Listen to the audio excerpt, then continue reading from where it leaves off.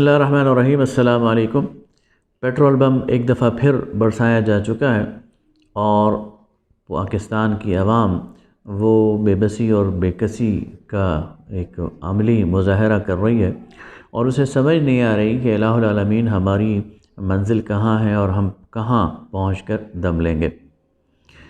یہ بات درست ہے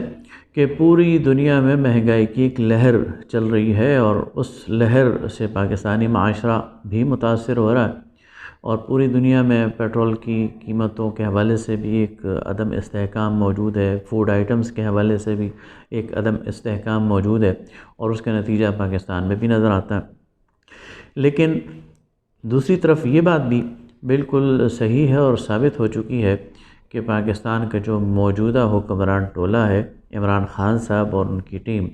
گزشتہ 3 سال میں معاشی طور پر یہ بری طرح پٹ چکے ہیں اور ناکام ہو چکے ہیں۔ گزشتہ 3 سالوں میں انہوں نے 4 وزرائے خزانہ چینج کیے اور ان کا ابھی تک کوئی معاشی ویژن ہمارے سامنے وہ نظر نہیں آ سکا اور ہمیں معلوم نہیں ہو سکا کہ ان کا ویژن کیا ہے اور یہ ان کا پلان کیا ہے اور یہ اس ملک کو کہاں لے کر جانا چاہ رہے ہیں۔ نہ صرف معاشی طور پر بلکہ معاملہ احتساب کا ہو، معاملہ پولیس ریفارمز کا ہو، معاملہ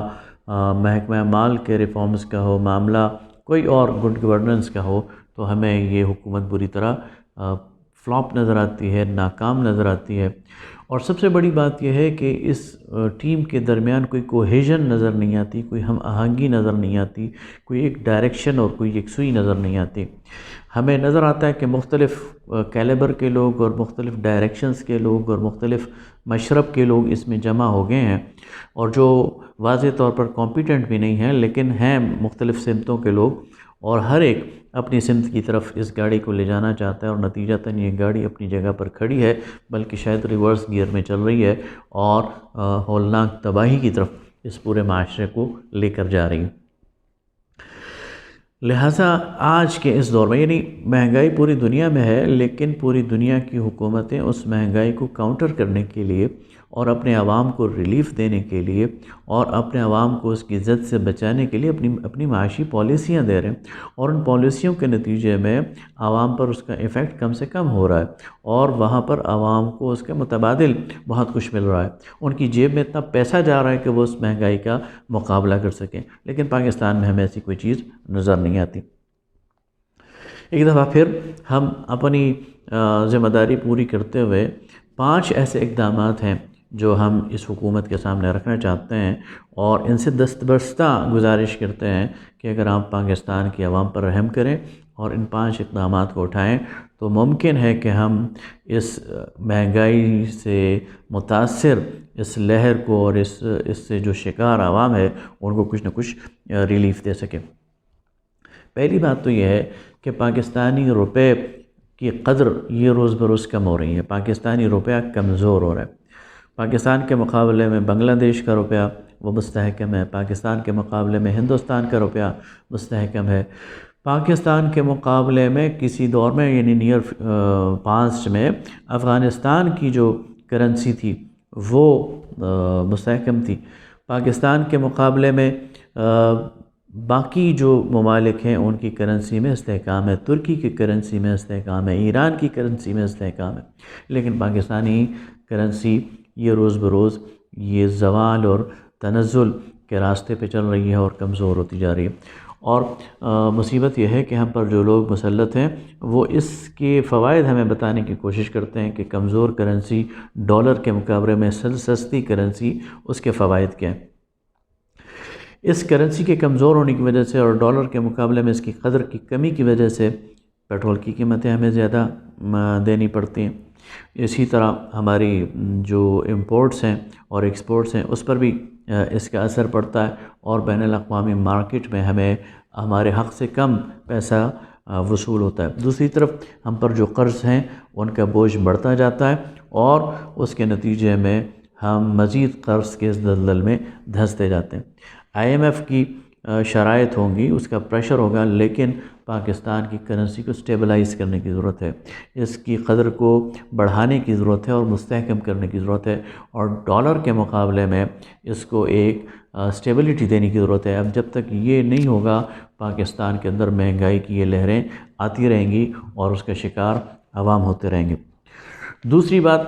انتظامی خرچوں میں کمی اور آسٹیرٹی جسے کہتے ہیں اور بچت جسے کہتے ہیں، اس کے بہت دعوے کیے گئے لیکن عملاً ایسا کچھ نہیں کیا گیا۔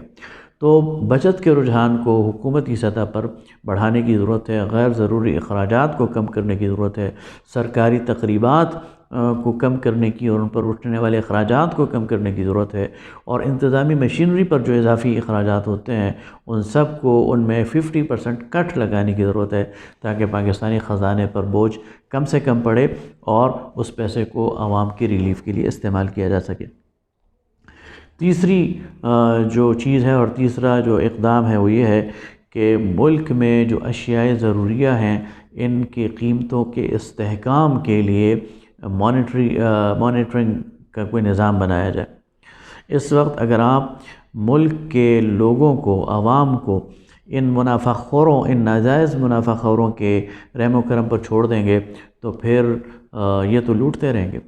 اور اس کے نتیجے میں عوام بے بسی کا شکار نظر آئے گی۔ لہٰذا ملک کے اندر ایسا نظام آنا چاہیے، اور یہ بلدیات کی صورت میں آ سکتا ہے، یہ میونسپل کمیٹیز کی صورت میں آ سکتا ہے، لوکل کمیٹیز کی صورت میں آ سکتا ہے کہ لوگوں کو پابند بنایا جائے ایک فکسڈ ریٹ کے مطابق اپنی چیزیں فروخت کرنے کا۔ دودھ اور دہی سے لے کر اور آٹے اور چینی اور دالوں سے لے کر اور گھی سے لے کر تمام اشیاء ضروریہ کی قیمتوں کو مقرر کیا جائے، اور ناجائز منافع خوروں کو یہ موقع نہ دیا جائے کہ اوپن مارکیٹ کے بہانے وہ مصنوعی شارٹیج پیدا کر کے گرانی کی ایک لہر پیدا کریں اور لوگوں کا جینا دوبھر کر دیں۔ تو قیمتوں کے استحکام کے لیے حکومت کو بڑا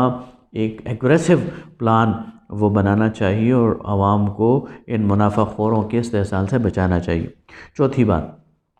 آٹا، چینی اور گھی اور اس طرح کی جو اشیاء ضروریہ ہیں اور ادویات، ان پر سبسڈی دینی چاہیے اور سبسڈی دے کر عام آدمی کی پہنچ تک ان کو پہنچانا چاہیے۔ دیکھیے، رات کو کوئی شخص بھوکا نہیں سونا چاہیے، کسی شخص کو دوائی کی ضرورت ہے تو اسے دوائی سے محروم نہیں ہونا چاہیے۔ اس کے لیے حکومت کو آگے آنا پڑے گا۔ جو بچت وہ آسٹیریٹی کے طور پر کرے، جو بچت وہ انتظامی اخراجات میں کمی کے طور پر کرے، جو بچت وہ